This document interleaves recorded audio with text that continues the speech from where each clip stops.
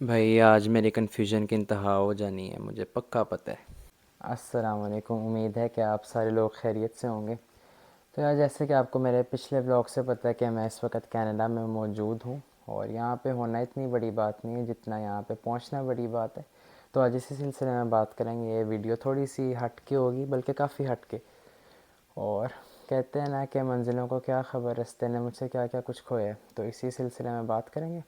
तो चलें शुरू करते हैं कि मैंने 12 दिन में या कह लें 14 दिन में अपना स्टडी वीज़ा कनाडा का किस तरह से हासिल किया। तो यार, इसमें कई सारी चीज़ें आती हैं जो इंक्लूडेड हैं। सबसे पहले तो ये कि इंसान प्लान करे, मतलब आपका जहन होना चाहिए कि आपने किस कंट्री में पढ़ने के लिए जाना है। कनाडा है, यूके है, उसके अलावा जर्मनी है, और भी कई कंट्रीज़ हैं यूरोप में जहाँ लोग जाना चाहते हैं, लेकिन मेनली जो प्रेफरेबल है वो कनाडा है, ऑस्ट्रेलिया है और यूके है। तो ये तीन कंट्रीज़ हैं जिनको स्टूडेंट्स चूज़ करते हैं। और मैंने स्पेसिफ़िकली कनाडा को चूज़ किया था और मैं शुरू से ही इधर आना चाहता था। तो इसके लिए क्या क्या स्टेप्स थे, क्या क्या प्रोसीजर्स थे, सारी डिटेल में आज हम बात करेंगे। तो यार, सबसे पहले तो ये कि अगर आपने कनाडा आना है तो इसके लिए आपके पास एक स्ट्रॉन्ग डिटर्मिनेशन होनी चाहिए, क्योंकि आसान नहीं है। मतलब मैं आपको सही बताऊँ ना, सिर्फ प्रोसीजर की ही बात करें, सारे प्रोसेसेस की ए टू जेड अगर सारी चीज़ों को लेके भी बात करें तो आसान नहीं है। There is a lot that you have to do. और ये अगर तो आप खुद विलिंग नहीं है ना, मतलब कोई आपको फोर्स नहीं कर सकता कि हाँ तुमने बाहर जाके पढ़ना है। मतलब मुझे पता है कि यार मेरे पेरेंट्स मुझे नहीं कर सकते थे, क्योंकि इसमें जितनी एफ़र्ट है, जितना कुछ है ना, अगर इंसान खुद ये लाना चाहता हो तो कोई दूसरी मखलूक दुनिया की आपको ये नहीं करवा सकती। तो खैर, मैं शुरू से ही मतलब कॉलेज के बाद से ही आना चाहता था और मेरा कॉलेज एंड हुआ था 2023 में। और उसके बाद से जो जो सारा कुछ मैंने किया, तो मैं उसके बारे में बात करूँगा। अच्छा जी, सबसे पहले तो ये कि मैंने कोई 3 से 4 महीने लगा के आइल्स की प्रिपरेशन की। और मेरा दिल ही नहीं करता था आइल्स करने को, मतलब करने का मसला नहीं था, मसला था प्रिपरेशन का। तो मेरे वालिद साहब मुझे उन्होंने फिर धमकी देनी शुरू कर दी, या तो आइल्स कर लो या मैं इधर किसी यूनिवर्सिटी में आपका एडमिशन करवाने लगा हूँ। खैर, उन्होंने मुझे बताया, फिर मैंने कोई 1-2 हफ्ते अच्छी तरह लगा के तैयारी की। उससे पहले मैं क्लासेस वगैरह भी ले रहा था। और मतलब वैसे तो मेरे फादर ही हैं, मतलब जिनके थ्रू मैंने सारा किया तैयारी वगैरह। लेकिन ये है कि मैं मतलब एक्स्ट्रा कुछ भी नहीं था। जो क्लास में किया सारा कुछ वही है, नहीं कि घर में बैठ के वो मुझे तैयारी करवा रहे हैं, कुछ भी नहीं। क्योंकि इतना मैं कोई लाइक फाइक हूँ भी नहीं। और आइल्स वैसे भी मतलब इतना ज़्यादा प्रॉब्लमेटिक नहीं, अगर आपको कॉन्सेप्ट आ जाए ना तो इतनी टेंशन वाली कोई बात नहीं होती। काम क्यों ना हो यार मैं। अच्छा, उसके बाद जब आपने मतलब आपने कंट्री फाइनलाइज कर ली, उसके बाद आपको अपना स्पेसिफिक इंटरेस्ट देखने। ये है कि अगर आप मेडिकल में जाना चाहते हैं तो मेडिकल, इंजीनियरिंग और कंप्यूटर साइंस या आईटी, ये बहुत महंगी है, मतलब कनाडा में भी और बाकी अब्रॉड कंट्रीज़ में भी। तो स्पेसिफिकली मेरा इंटरेस्ट था आईटी में। मेडिकल और इंजीनियरिंग वाले हम बच्चे ही नहीं हैं। खैर, आईटी में मेरा इंटरेस्ट था। और सबसे पहले तो ये कि अगर अब आपने सोच ही लिया ना, तो you should have a good consultant.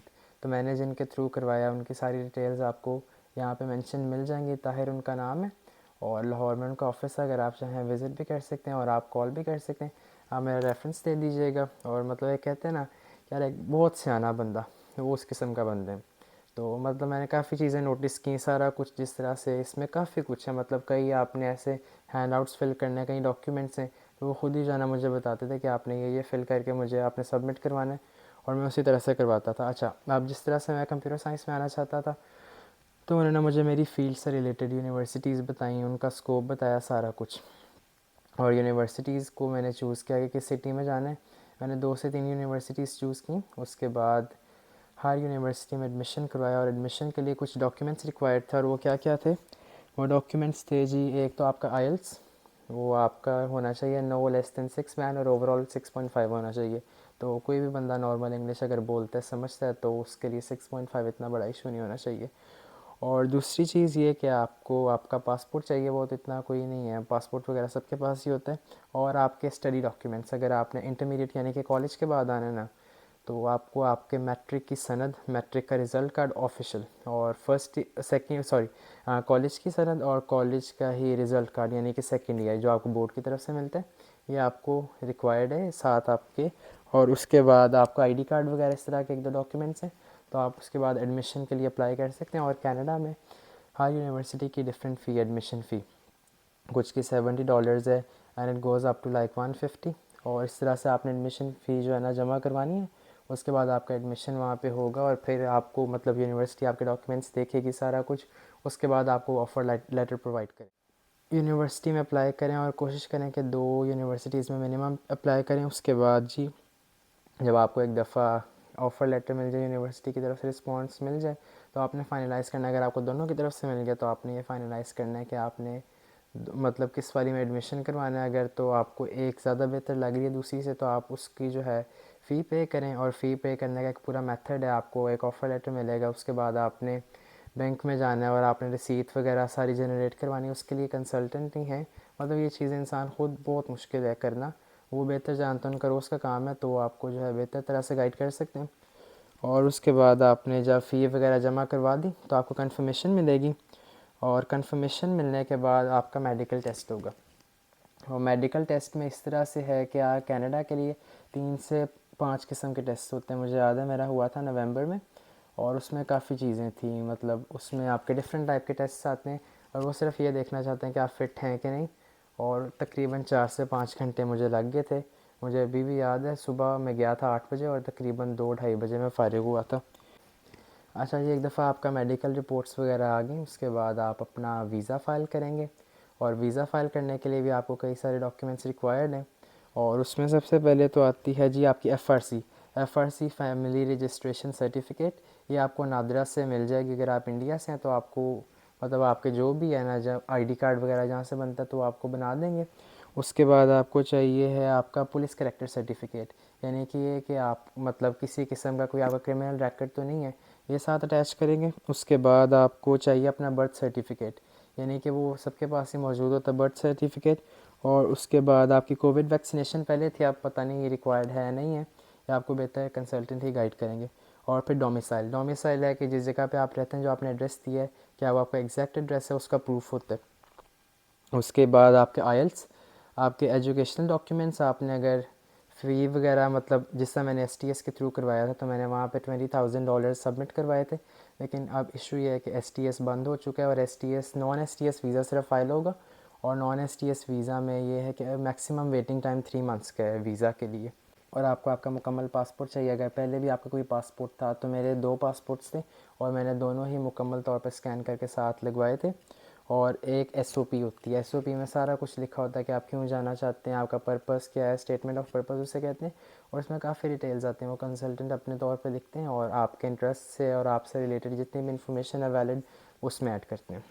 आपका वीज़ा फ़ाइल होने के बाद आपने जाना है बायोमेट्रिक के लिए, और बायोमेट्रिक की डेट आपको लेनी पड़ती है। मुझे मिली थी 10 दिनों में, और वो डिपेंड करता है। तो बायोमेट्रिक में ये होता है कि आपका पासपोर्ट जाता है, और आप अपने फिंगरप्रिंट्स वगैरह जितने भी होते हैं सारे आप एम्बेसी में भेजते हैं।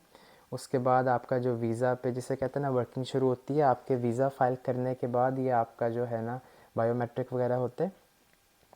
और एक दफ़ा आपका वीज़ा फ़ाइल हो गया तो आपको आपका बायोमेट्रिक जब कंफर्म होगा ना, तो आपको उसकी ईमेल आ जाएगी, और उसके बाद आपने वेट करना है। मतलब नॉर्मली पहले ये था कि आपको ऑलमोस्ट 2 मंथ्स लगते थे एसटीएस में, और नॉन एसटीएस में लगते थे आपको ऑलमोस्ट 3 to 4 मंथ्स। लेकिन अब कनाडा ने जो है नॉन एसटीएस को बंद कर दिया। उसकी कई रीज़न्स थी कि वो चाहते थे कि मतलब सारे जितने भी केसेस हैं ना, उन्हें प्रॉपर वे में डील किया जाए, और किसी को प्रायोरिटाइज़ ना किया जाए किसी पे। तो इस वजह से उन्होंने नॉन एसटीएस वीज़ा सिर्फ अब रखे हैं, और एसटीएस जो है अब नहीं है। एसटीएस में यह था कि आप यहाँ पे अपने 1 साल के ख़र्चे के बराबर यहाँ पे बैंक अकाउंट में पैसे रखवाते थे, और उससे ये होता था कि आपकी वीज़ा रेशो ज़्यादा बढ़ जाती थी, और आपका जो वीज़ा का केस है ना, उसे प्रायोरिटी पे डील किया जाता था। लेकिन अब इसको बंद कर दिया गया। उम्मीद है कि आपको समझ आई होगी, और आपको अगर किसी किस्म की कन्फ्यूजन है तो आप नीचे कमेंट्स में भी पूछ सकते हैं। उसके अलावा मैंने अपना इंस्टाग्राम अकाउंट बायो में मेंशन कर दिया, तो आप मुझे वहाँ पे डीएम करके भी पूछ सकते हैं। किसी भी तरह का कोई भी क्वेश्चन है, कन्फ्यूजन है, तो मैं इंशाल्लाह ज़रूर क्लियर करूँगा। उसके अलावा ये कंसल्टेंट का भी नंबर मैं आपको एक दफ़ा मिस्टर ताहिर, इनका नंबर आपको मैं दोबारा शेयर करता हूँ। तो इनसे अगर आप काम करवाना चाहें तो आप इन्हें एक दफ़ा मैसेज कर लें व्हाट्सएप पे। और मैंने सारा इन्हीं के थ्रू करवाया A to Z, और ओवरऑल इन्होंने बहुत अच्छी तरह से किया। और ये जिसे कहते हैं ना एक प्रॉपर अक्लमंद बंदा, तो इन्होंने उस हिसाब से डील किया सारा कुछ। और अगर आपको किसी भी किस्म का कोई भी प्रॉब्लम है तो ये सारा आपको डील भी करेंगे, गाइड भी करेंगे। आप इनसे रब्ता कर लें। Thank you. बाकी यार सारों के जहन में एक कन्फ्यूजन होगी, ख़र्चा कितना ख़र्चा आता है। 2024 तो अब तकरीबन ख़त्म हो चुका है। 2025 में अगर आप अपना वीज़ा फ़ाइल करते हैं, यानी कि आप अगर स्टडी के लिए आना चाहते हैं, तो आपका ऑलमोस्ट कितना लग जाएगा। आपको एक बेसिक सा आइडिया देता हूँ, तो आप अपने हिसाब से जो भी आप चाहते हैं कैलकुलेट कर सकते हैं। मतलब देखिए, नॉर्मली जो डिग्रीज़ है ना, वो ऑलमोस्ट 18 वह कह रहे हैं कि अच्छी जो यूनिवर्सिटीज़ हैं 18,000 से शुरू होती हैं, and they go all the way up to like 40,000 50,000 इस तरह से यहाँ तक जाती हैं। तो अब आप पे आपका क्या बजट है, मतलब इससे नीचे भी हैं, 18 से भी नीचे हैं। वो कंसल्टेंट आपको बेहतर गाइड करते हैं, मुझे इतना आइडिया नहीं है। और अगर मैं अपनी बात करूँ तो मेरा सेनेका कॉलेज है इधर टोरंटो में, और उसकी फ़ी ऑलमोस्ट गई है 17,500, और ये डिप्लोमा है मेरी 2 सेमेस्टर्स की 17,500 गई है, क्योंकि एसटीएस के थ्रू मैंने वीज़ा फ़ाइल किया और इसका जो है ये क्राइटेरिया था कि आपने 2 सेमेस्टर्स की यानी कि फुल ईयर की फ़ी पे करनी है। तो मेरी ऑलमोस्ट 17,500 आप कह रहे हैं कि गई फ़ी कॉलेज की। उसके बाद मैंने एसटीएस के थ्रू किया था, तकरीबन $21,000 मैंने इधर अपने अकाउंट में जमा करवाए।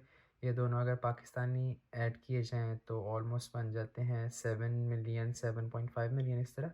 उसके अलावा कई और ख़र्चे हैं, जैसे कि आपका मेडिकल है, और छोटे-मोटे ख़र्चे हैं, वीज़ा फ़ी, यूनिवर्सिटी एप्लीकेशन फ़ी, और भी कई सारी चीज़ें हैं जिनमें आपको जो है ना मतलब आके पैसे लगते हैं।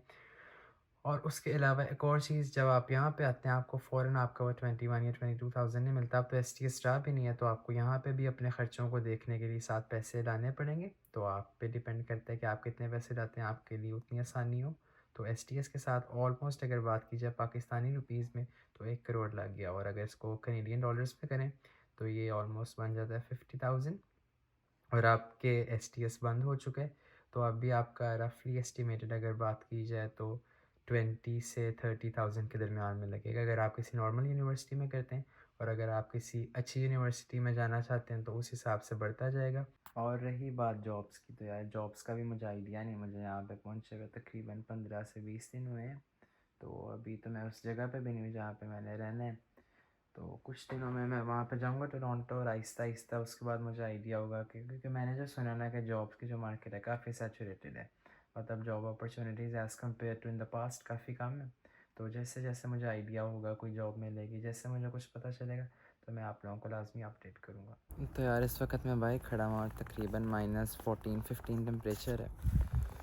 एक ही बात बोलूँगा कि यार अगर ज़िंदगी में वाक़ई कोई चीज़ आप लोग अचीव करना चाहते हैं ना, तो आपने मतलब उसमें पूरी एफ़र्ट डालनी है। कई चीज़ें ऐसी हैं जिनकी हम चाहत करते हैं, उनको हासिल करना आसान नहीं है। मतलब इस बात से कई मतलब निकलते हैं, और समझदार लोग समझ जाते हैं। लेकिन अगर आप वाक़ई किसी चीज़ को हासिल करना चाहते हैं ना, तो वाक़ई उसके पीछे डट के पड़ना चाहिए। बाकी किस्मत में है नहीं है, ये बात की बातें।